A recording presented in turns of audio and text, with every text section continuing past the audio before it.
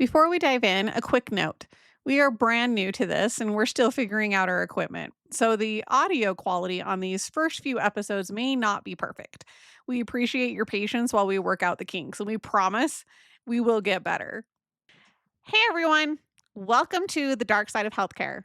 Quick note before we get started, if you're watching this on YouTube, this is an audio only podcast, so you're going to be looking at cover art for the entire episode.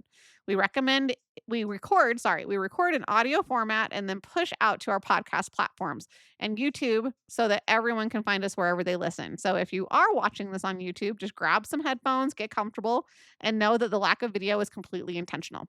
I'm your host, Heather Skousen. For our background info in healthcare and criminal justice, click on the podcast description or listen to some of the first episodes where we go a little bit deeper into our history as well as Dena's history. And Dena, welcome back. Hey, thank you. I'm going to say up front on this one today, I've thought a lot about it over the years. It sits at the very center of everything this show is about. What happens when every layer of a system that is supposed to protect patients simply doesn't? I'm glad we're finally covering it. Yeah, we are covering a good one. And Holly, I know you don't know which one we're doing yet, but as soon as we say it, you're going to be like, "Oh, I've heard about this one." So, but once again, we're just going to talk about where we'll just barely touch on the crime and the criminal, but mostly it's going to be about what went wrong in the system to allow it to happen. Our favorite guest, though, I just said Holly. She is our favorite guest. She is. She's my sister. She's our only guest. So Holly. Holly is not a healthcare professional. You guys are silly. She is a true crime enthusiast, a patient, and a caregiver. She has navigated this system firsthand alongside her mom, and she brings something Dena and I frankly cannot, which is the perspective of a person on the other side of the exam table. If something we say lands differently when we don't work in healthcare every day, Holly is going to say so. Holly will not know our topic today until we get into it, which I just pointed out that she's going to know this one as soon as we announce it, which means her reactions will be exactly what you're probably feeling right now. Holly, welcome. Thanks. Happy to be here. All right, let's get into it.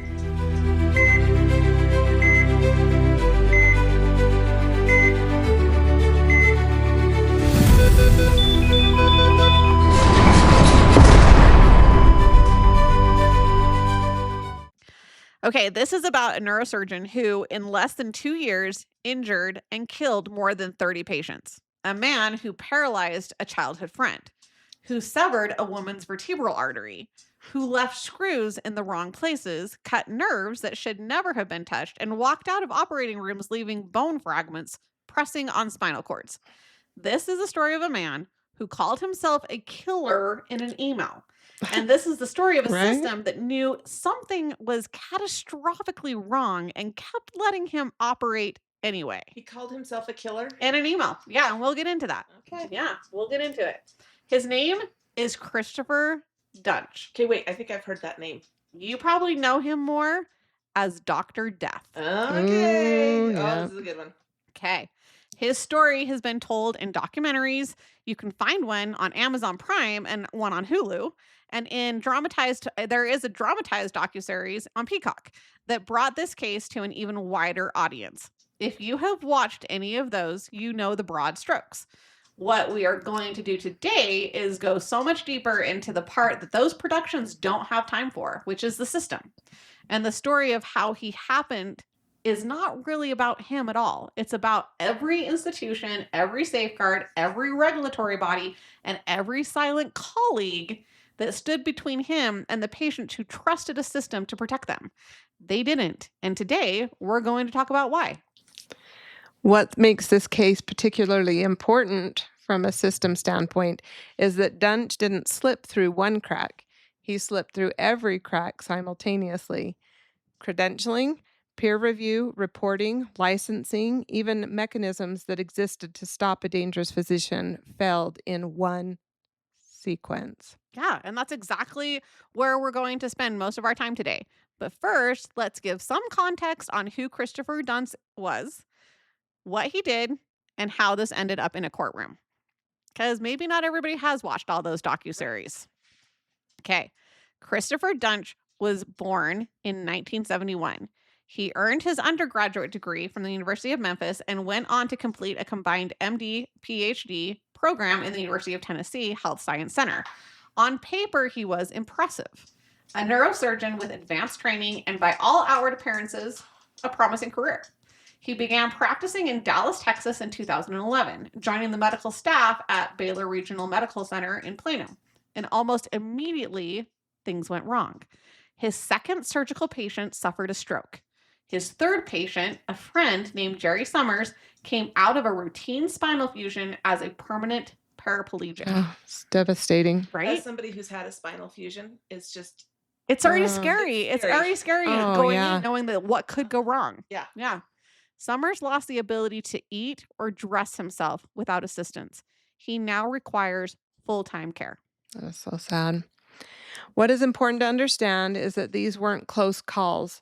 Surgeons who assisted Duntsch in the operating room described his technique as unlike anything they had ever seen. One veteran neurosurgeon called his abilities comparable to those of a first-year medical student. I mean, that is scary. Right. First-year medical student. That's when they don't know anything yet. Right. Another said he placed screws in entirely wrong anatomical locations. These weren't outcomes that reasonable surgeons just disagree about. They were, in the words of those who saw them, catastrophic. And yet, Duntsch moved from hospital to hospital across the Dallas-Fort Worth area: Baylor, Dallas Medical Center, Legacy Surgery Center, University General Hospital. At each new facility, he was granted surgical privileges, and at each facility, the disasters continued. Okay, I don't understand. If doctors saw these and were concerned, how did he just get to transfer from hospital to hospital? Well, we'll tell you here soon how he slid under the radar in different ways than others we've talked about. We have talked about some of this. Obviously, if you remember some of the things we've talked about with some of the nurse, the killer nurse, like serial killer, that there's things that don't get reported. Because the idea that a professional would never do something maliciously. 33 out of 38 patients were injured. 2 died. Patients were left paralyzed, with severed arteries, with nerve damage, with screws lodged where they had no business being. One woman, Mary Eford, came to Duntsch for a relatively routine back procedure and woke up with permanent damage to her spine. It was Eford's case that would ultimately become the centerpiece of his criminal trial, and we'll get to that. In December 2012 and January 2013, Duntsch performed 2 more surgeries that resulted in additional paralysis. Civil suits had already been filed. Colleagues were raising alarms, and finally, in 2013, the Texas Medical Board revoked his license. But the criminal justice system wanted more than a license revocation. Hey, I do the same thing. Yeah, it is late, guys. I am so sorry. Once again, we do this in the evening hours after we've worked all day. So thank you for your patience, everybody. In 2015, Duntsch was arrested for 5 counts of aggravated assault and 1 count of injury to an elderly person. Prosecutors chose to focus on Mary Eford's case because it carried the harshest potential penalty. This was honestly unprecedented case for a legal standpoint. What the prosecutors had to prove was not just that Duntsch was incompetent. Malpractice cases do that. That's what malpractice cases are for. Mm-hmm. They had to prove criminal intent, that he knowingly harmed patients, and that was the bar. It seems like if he doesn't have the competency to do this, he's knowingly right. If he seems like a first year, that should just knowingly. Yeah. Or someone's knowingly. Yeah, somebody's knowing, exactly. And to do it, they leaned heavily on an email that Duntsch had sent to a former surgical associate before operating in Dallas. This is the email that you asked, like, he did what? In it, he described himself as a cold-blooded killer. He referred to a new game he was playing.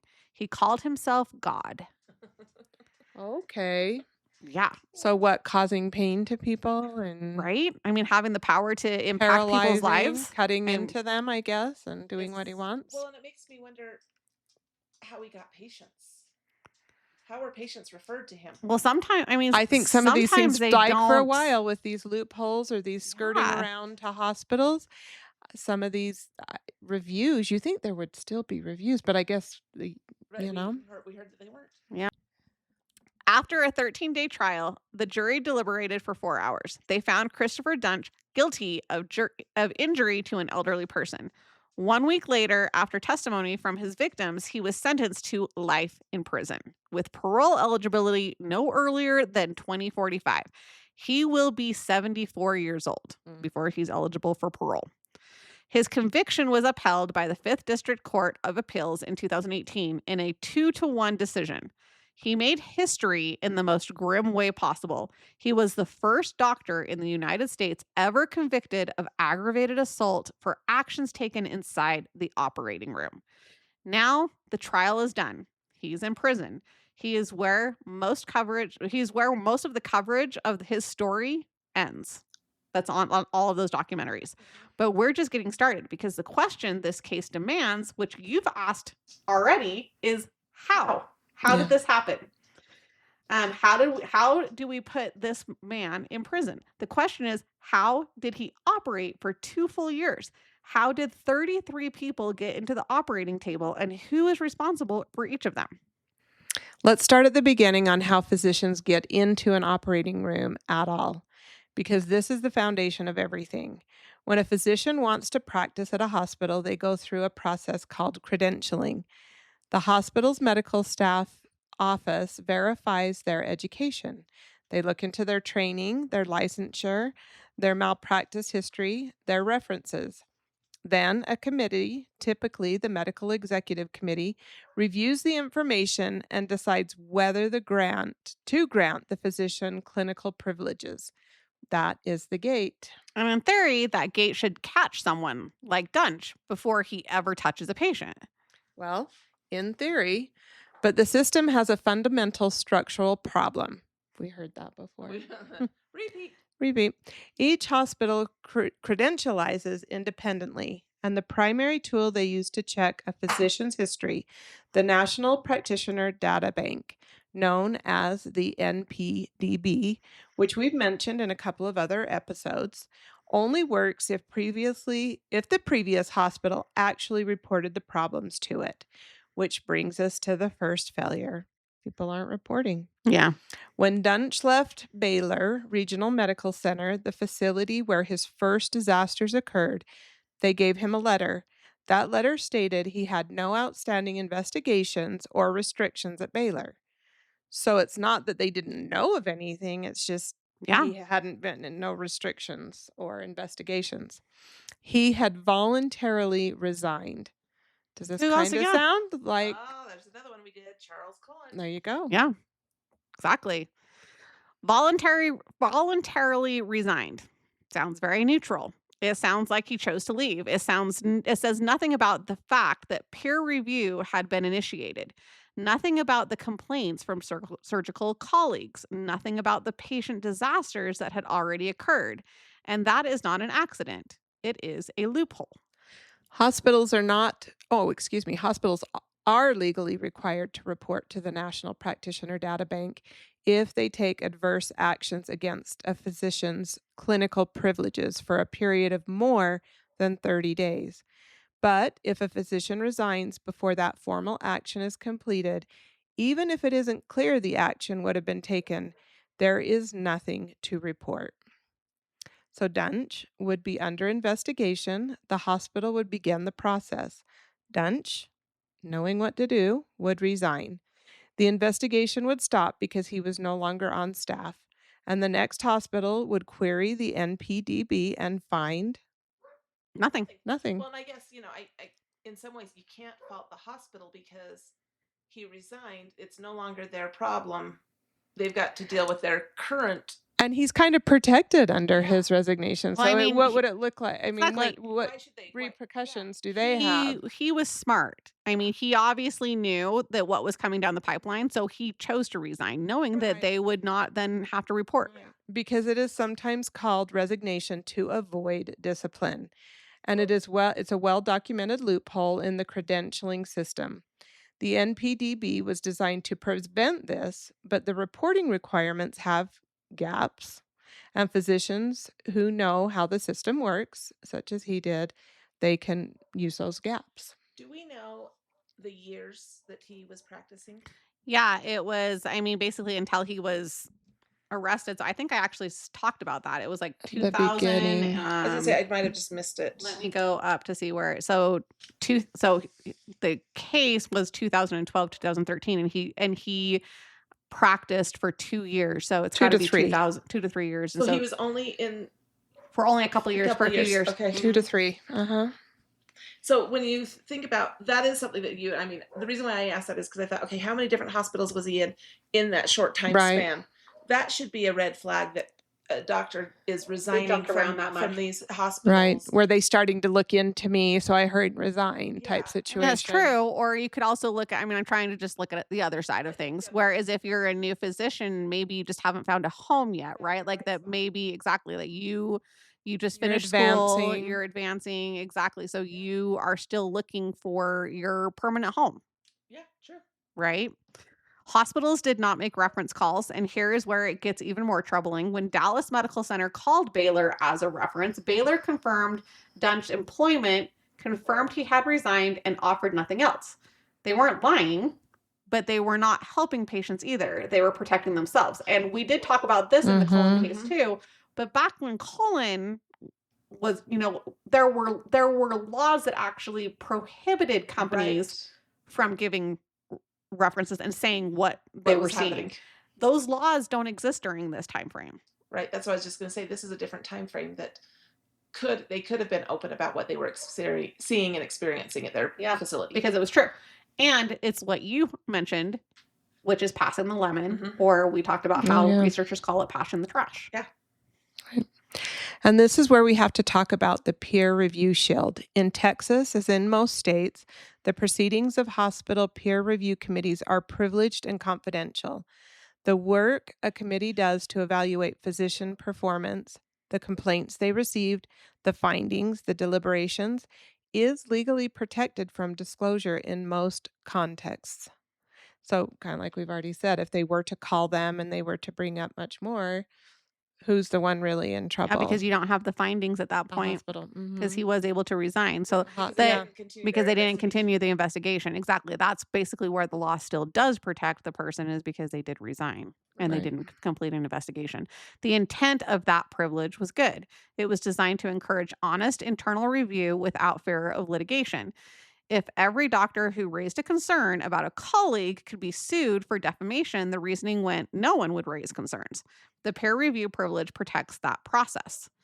But the practical effect in the Duntsch case, in cases like his, is that it becomes a shield for institutional silence, because that what the receiving hospital cannot get access to is the actual substance of why a physician left. They are left to read between the lines, and some hospitals are better at reading between the lines than others. So Duntsch moved on. He kept moving. Each new hospital credentialed him. Each one queried a data bank that had nothing to report. Each one called a previous employer who had nothing to say. And each one let him into an operating room. So you asked, how could he keep going? What I want people to hear clearly is that this was not one hospital asleep at the wheel. This was the system working exactly as it's designed. And this design is what the problem is. We've kind of talked about this in all of our episodes. So let's say the credentialing gate fails. A dangerous physician gets through. What happens next? That's supposed to be the peer review, the internal system by which hospitals monitor their medical staff and catch problems in real time. Peer review is a critical function, and when it works, it is honestly effective, but it has a structural vulnerability that, in the Duntsch case, exposed a vivid detail. When colleagues began raising alarms about Duntsch, they didn't just whisper about it. Dr. Randall Kirby, a surgeon who scrubbed in on one of Duntsch's early cases and watched in what he described as horror, wrote a letter to the Texas Medical Board. He called Duntsch's surgical skills pathetic. He described the ability level of a first year medical student. He said patients were at significant And thank risk. goodness he wrote that. Yeah, But the thing is, how could you even sat through that without I know. With grabbing all the Advantages instruments and and stopping yeah, I'm machines. just being yeah, like, how could you not say I'm taking over? Yeah. And the Texas Medical Board took over a year to act on that complaint. Hmm. The Texas Medical Board was understaffed and underfunded, and in words of those who worked with it, chronically slow. But there is also a structural dynamic that contributed. Medical boards exist in a world where the same profession they regulate also holds enormous political and economic power. Physicians associations, hospital associations, and insurance groups, these are the organizations with money and lobbying power. Patient safety advocates, as one attorney who represented Dunsch's victims put it, are all hat, no cattle in the Texas legislature. So there is a specific dynamic within peer review that is worth naming. Hospital peer review committees are made up of physicians. So it's a physician reviewing a physician. And I, being Yeah. in, we've both seen and heard where some physicians don't necessarily want to review another They don't want to physician be involved in it. because they Yeah. may know them. They don't want things to be called into question about them. Yeah. Well, and Um, also, if I question you, is there going to be a Backlash. question back yeah, about, well, that's his practice. a Yeah. revenge type questioning? How do you do it in a genuine and Mhm. effective manner that doesn't make it look like you're just that you don't know what you're doing or that you're out to get them? So it really does make it difficult to take an aggressive action against a colleague. And it's not always self-protection like we were just talking about. Sometimes it's actual disbelief. The assumption that someone they credentialed, someone that is a legitimate MD or PhD, simply they can't be that bad, right? So Well, yeah, you have a hard time right, believing that they got to the point of where they're at in their professional right. career from everybody else leading up to that Yeah. and be bad. And yeah, and let's say he's been in it 2 years and he's done this many surgeries. How can he be that bad? Yeah. The disbelief is documented in the Duntsch case. Hospitals, administrator, committee members who were aware of poor outcomes kept looking for alternative explanations. Excuse me. Was it an anesthesiologist issue? Oh, that's true. They could blame somebody else who's in Right. the Well, room. because an operating room has lots of Yeah, different different professionals. specialties. Yeah. Was this there was this patient extra, Complicated. complicated? Were there Well, anomalies in the body's anatomy? right. So when we talk about this, and Heather, I'm going to disclose some of your history. You went Oh, in. thank you. Yeah, yeah, no problem. You went in for a gallbladder surgery Oh, and yeah. ended up in ICU with a tracheotomy. Yeah. Right. Right. It was supposed to be a simple hour surgery and there were complications. Yeah. We didn't question the doctor. Not that I'm saying we should have. We should there's no reason why we should Yeah. have. But I Right. can see in the same type of Yeah. thing here is there were complications that we didn't expect with your surgery. Right. There could have been complications that weren't expected Well, with this Well, surgery, and it's these called surgeries. practicing medicine for a Right. reason. Not everything can be guaranteed. You right. don't go in Right. knowing everything that So you're going to And be so exposed who to. who who was it the effect of? The person who administered her anesthesia? Did the doctor do something well, weird or while was it it too just her long? was it just Or her was body? it just her, just like the anomalies? Right. And so that's I can Yeah. see those being Right, the legitimate big questions. questions. Yeah, and then let's get to the important part of this, that neurosurgery is a high risk specialty, Yeah. just like you mentioned a Yes. minute ago. Yeah. It's nerve-wracking to even I remember consider going. I mean, I've had 3 back surgeries, Yeah. 2 discectomies, and then a fusion. And every time the anxiety that comes because Mhm. of what we're dealing with my spine, Right. which is also my nerve Your whole Hmm. column. The anxiety that goes along with that and the complications that could come with that, the right. risks that are going along with Yeah. that, it is a high risk It's very high risk, and like medical you said, field. there's the complications. There is a baseline rate of the poor outcome, even in the best of hands. That reality can create cover for someone like Dunch because it makes it harder to say definitively, "This is not bad luck. This is a pattern. This is the surgeon." Yeah. And they're enormous to their enormous credit to neurosurgeons, Dr. Randall Kirby and Dr. Robert Henderson refused to stop saying exactly that. They wrote letters, they made calls, they worked around the system when the system moved too slowly. And they are the reason this case was ultimately prosecuted. Thank goodness. Yeah. Why did it take two physicians to fight when there are boards and committees that should be investigating? Because the committees and boards have processes, and processes take time. There's red tape, right? A Mhm. process can be managed by someone who understands them. And Duntsch moved before the process completed. So he understood the process. He knew I need to resign It and move seems on. it seems like he studied the process of getting away with More things than more the than He the did. actual patients. medicine. Yeah. He wanted to restart the He process. wanted to, exactly. He restarted the process at every hospital. There is also a financial dimension that we cannot ignore. Hospitals receive revenue from the procedures the medical staff perform. A neurosurgeon doing spinal fusions generates significant income for a facility. There is a documented tension between the peer review committee's patient safety mandate and the hospital administration's economic interests. And in Duntsch's case, there is evidence that hospital administrators overrode and delayed peer review recommendations in ways that kept him practicing longer than he should have. Mm. That is not unique to this case. Peer review committees can recommend discipline. Hospital administrators can override those recommendations. And in many states, including Texas at the time, the system had very little accountability for that gap.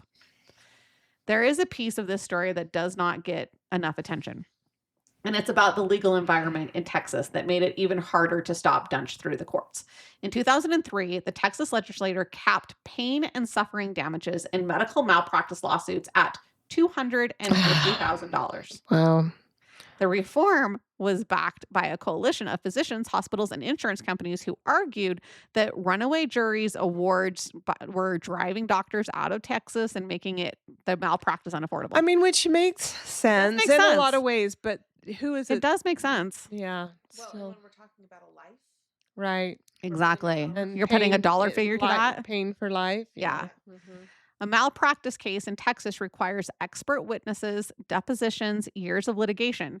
By the time you pay your attorneys, your experts, and your costs on a cap that maxes out at 250, many cases are financially unviable, especially cases involving permanent paralysis, where the lifetime cost of care can run into the millions and the system caps you at what it can only cover is a fraction of that.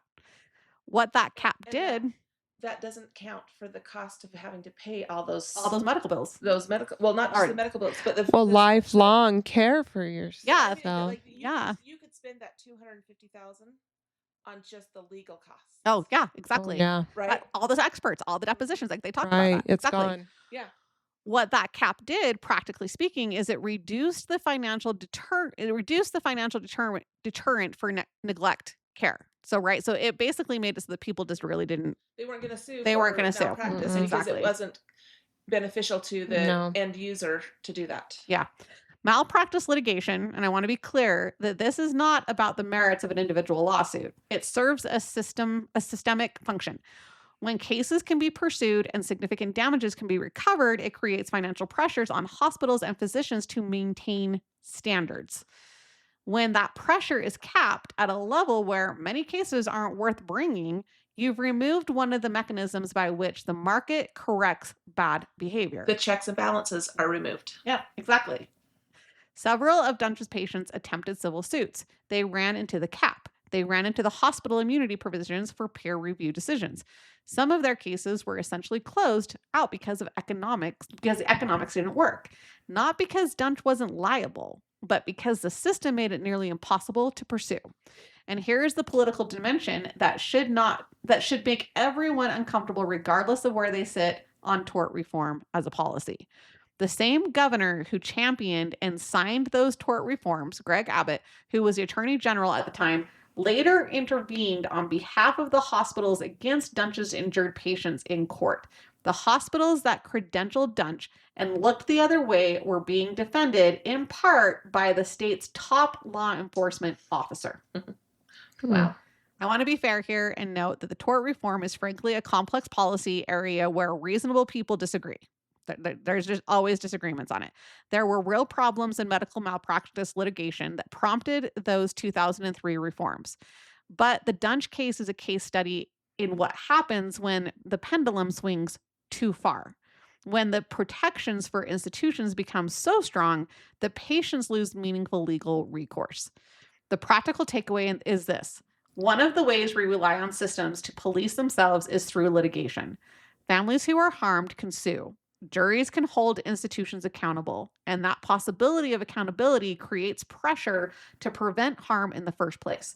When you significantly limit that mechanism, you need something else to fill the gap. And in Texas in the early 2010s, that something else wasn't there.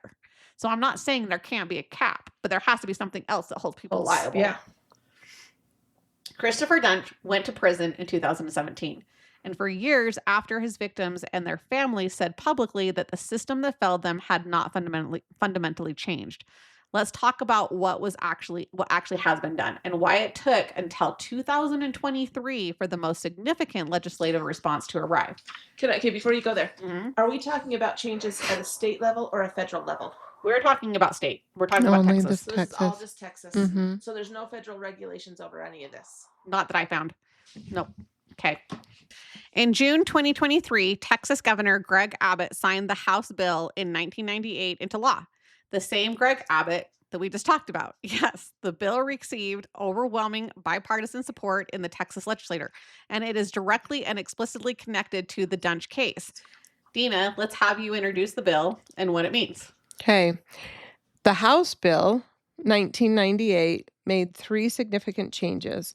First, it requires the Texas Medical Board to actively and regularly monitor the National Practitioner Data Bank, not just wait for the reports to come in, but proactively check for physician arrests, malpractice claims, and disciplinary actions in other states.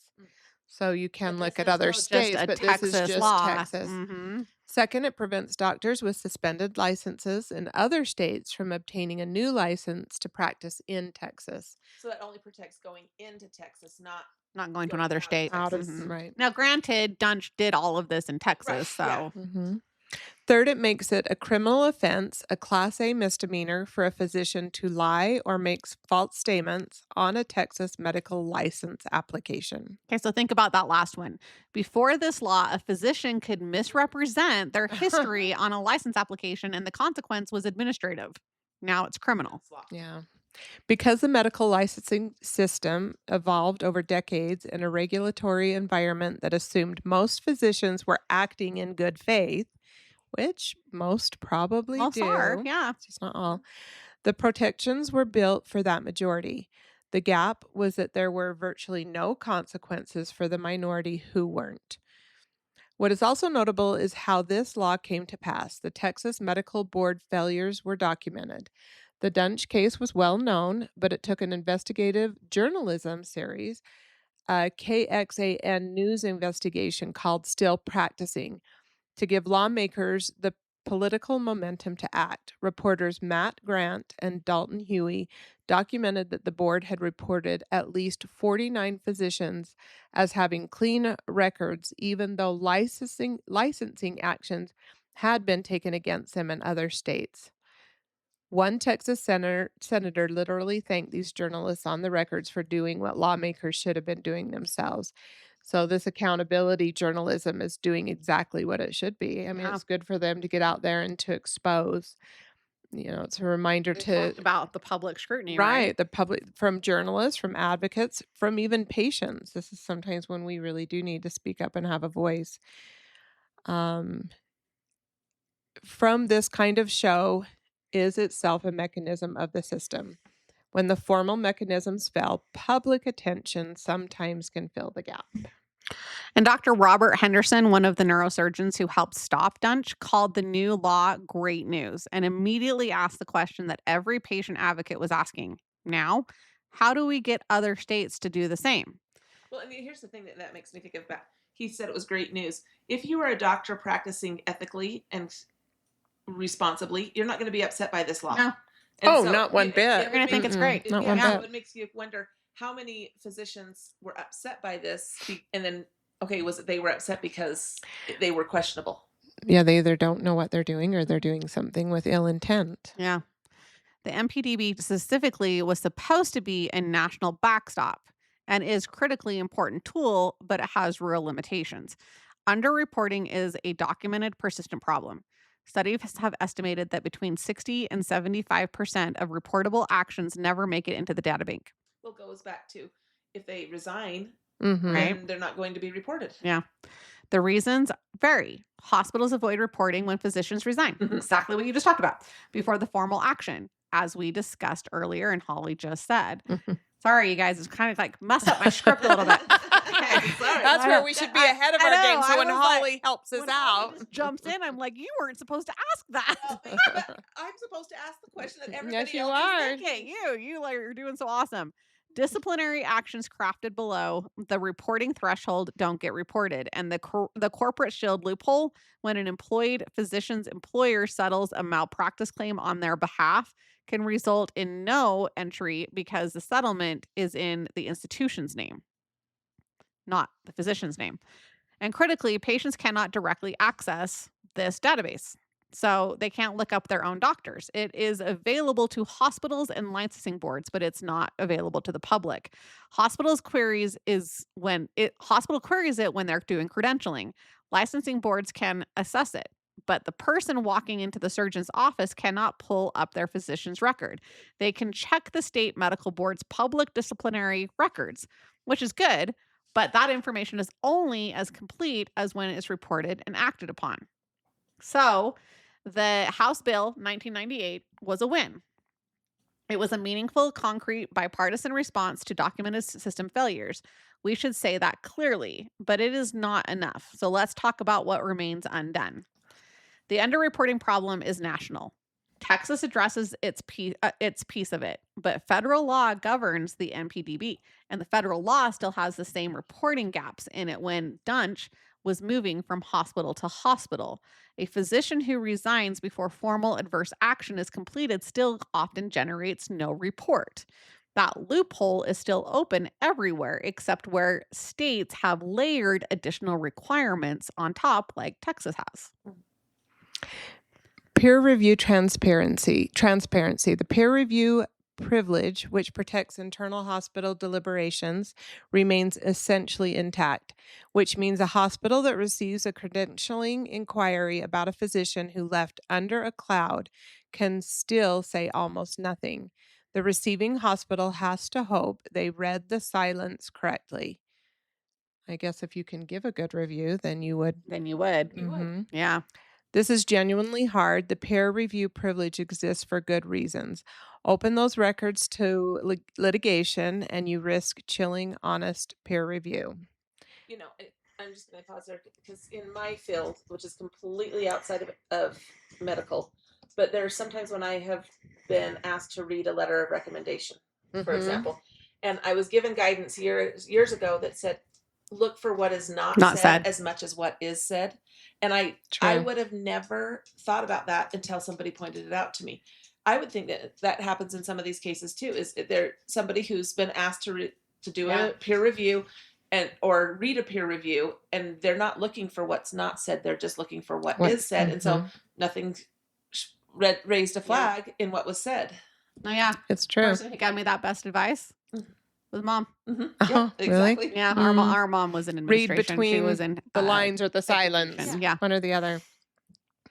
So physicians become afraid to raise concerns if those concerns can later be used against them in court. But the Duntsch case shows us the cost of that protection when it's weaponized to protect institutions from accountability rather than protect the integrity of the review process. Finding the right balance here is a genuine policy change. Yeah. Number 3, the public has very limited tools. Most patients cannot look up whether their doctor was quietly pressured to resign from a previous hospital. They can check state board records, and they should, but those records only reflect action that were formally taken and publicly disclosed. The gap between what hospitals know internally and what patients can access is enormous. Check your state medical board's public records. Search the Federation of State Medical Boards Doc Info database. We will make a reference to that in the notes. Look up malpractice settlements in public records. Ask your primary care physician who they would send a family member to. I've done that. Well, True. We asked that to the physicians for mom recently. recently we took our mom to a uh, Sorry. orthopedic surgeon and to see if we should be doing surgery, and that was our question: would you have your mom do this? Yeah. And I think it changed our conversation. It did change the conversation. Yeah. Ask the surgical team about their complication rates for their specific surgery. You are allowed to ask these questions. You are the patient. Also, pay attention to red flags in the consultation itself. Does the surgeon rush you? Do they dismiss your concerns? Are they communicating clearly about the risk? A surgeon who is confident but dismissive of your questions is not necessarily a bad surgeon, but it is worth paying attention to the quality of the communication between you and between your before you're on the table. And I actually loved the experience we had with this specific surgeon because he gave us all of the information, he gave us our choices, and he literally said, I am going to leave the room and let you guys discuss. I Mm. don't want to be in here and influence you. So I'm going to leave the room and I'll come back. We- That was amazing that he laid Well, it then all you out. could have and honest didn't influence communication you. without feeling like, Well, he's listening, watching. Yeah. well, and that also helped us in that he wasn't just about do the surgery to get the money, Yeah. because he was on the fence of whether he would do it with his parent, Exactly. which then said to us, okay, if he's on the fence, he's not saying let's just go and do this. And so it wasn't about let's get, because I would think that a high risk patient, which an older patient is. actually brings in more money to the facility. They do. Mhm. I can tell you that already, knowing Right. the billing and the way the billing is structured, that Medicare does pay for what they consider these higher critical patients. Mhm. And so he wasn't looking at a dollar sign, and that made an impression on us as well. Oh, for sure. So, see, you would recommend him. Yes. So, if someone was asking you, there you go. Number 4, surgical proctoring and outcomes tracking. Duntsch's first case at each hospital were disastrous. If there were robust, mandatory systems for tracking outcomes by individual surgeons, which clear triggers for review when complication rates exceed expected benchmarks, his patterns would have been statistically flagged much earlier. Some institutions do this, many don't. There is no national mandate. The Joint Commissions, which accredits hospitals, requires ongoing professional practice evaluation, known as OPPE. But the specifics of how that is implemented vary enormously. And a physician like Duntsch, moving frequently, reset the clock at every facility before an OPPE process could complete. Yeah. And finally, the workforce that does this work, medical staff professionals, credentialing coordinators, the people who actually process these applications, make these calls, read their references, that workforce is often undertrained, underpaid, and understaffed. And they are, in many cases, the last line of defense. Investing in that workforce, in their training, in their authority, their resources, patient safety work. It doesn't make the headlines the way that a criminal conviction does. So, Holly, I want to come back to you for a moment. You went into this episode not knowing who we were going to talk about. Having heard all of this, what sits with you the most? As a true crime fan, I enjoy listening to the criminal, not because I like the crime, but because it fascinates me, their mindset. Okay. So what sits with me on this one is he knew the system and he could work the system, but the system didn't change. System allowed it. The system allowed it. And so in the end, we have two people who should be held, or two entities that should be held responsible. He, as the criminal, should be held responsible, but also the system has a responsibility to see their part in this, their liability, and what happened to those 38, 42, whatever it was, patients who had life-changing and sometimes life-ending consequences because of his ability to persist in the system. Yeah. Okay. I like that. I want to leave people with something concrete. The reason we spend 80% of this show on system failures, because Holly kind of talked about that, we know true crime enthusiasts, they like the salacious story. They like, they want to know, what, like they want to get into the head Right. of the person who did this, right? And like know why they did it. The show is on system failures, and it's not an excuse. It doesn't excuse Christopher Duntsch and what he did. He is in prison. Good. What he did to those patients is indefensible and criminal. But if we close the chapter with him in prison and call it solved, we have missed the point entirely. And so I love that Holly touched on that. The next dangerous physician is going to walk into the same credentialing system. If the system doesn't change and isn't held accountable, the next physician can just go in and do the same thing, repeat. They're going to encounter the same peer review dynamics. They're going to operate in the same legal environment. And unless we change those systems, we will be telling the story again. So I'm just going to tell you, I had, as we're sitting here, I had a text come across my phone, and it's a neighbor who listened to the story about the Dr. Fada and the cancer. Really? And he just said it to me. And what episode? That was actually just our most recent episode. Yeah. Oh. Anyway, he said, I can't believe this, and my whole family is going to listen to this because it is wrong that somebody could go through the system that way. So we are hitting that with people, but it's interesting because all of these are repeats. These are repeats. How many times do we say the similar things? Maybe a different specialty, maybe a different practice, a different area of practice, but it's all repeat because of a system failure. Exactly. I feel like we are a broken record, and we are groundhog. Like, why am I doing the movie references this time? Groundhog. I know you did. We've got to find a new one. I kind of feel like Holly needs to step up with some new ones. So next week. Okay. But I feel like that we keep hounding on the same thing because the system is broken and is not being held accountable.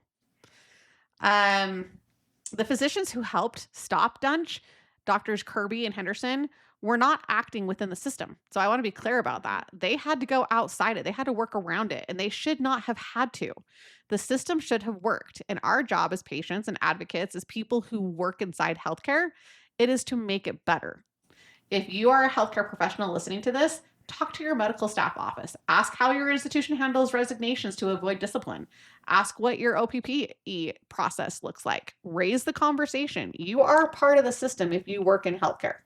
Right. And if you are a patient listening to this, you are not powerless. That's the one thing we all need to remember. We're all patients as well. Yeah. We're doing this. We have to remember that we need to ask the questions. We need to check their records. You're allowed to vet this person. I mean, I know sometimes we're in pain, and so sometimes we want to just have the first answer, the first response. Yeah. But it may be really important, especially when it comes to your spine. Well, there's lots of things, but before someone touches your spine, we should maybe have second opinions and ask around about each doctor. It's kind of the same thing we talked about with the cancer episode. Exactly. Is that, you don't have to just take what that physician says at face value. If there's any concern, right. Check around. Christopher Duntsch is serving a life sentence. 33 of his patients, you asked Holly how many it was, 33 of his patients will carry what he did to them for the rest of their lives. 2 of them are gone. Their families deserved better. The only thing we can do now is make sure the system that failed them does not fail the next person. Thank you for listening to The Dark Side of Healthcare. We will link all sources in the show notes. If this episode moved you, please share it. I love that you said that your neighbor is going to make his whole family listen, because that is what we're trying to do. We're trying to just educate. Leave a review and come back next week, because there is always more. Bye-bye. Bye. Thank you for listening to The Dark Side of Healthcare, presented by Behind the Business of Healthcare.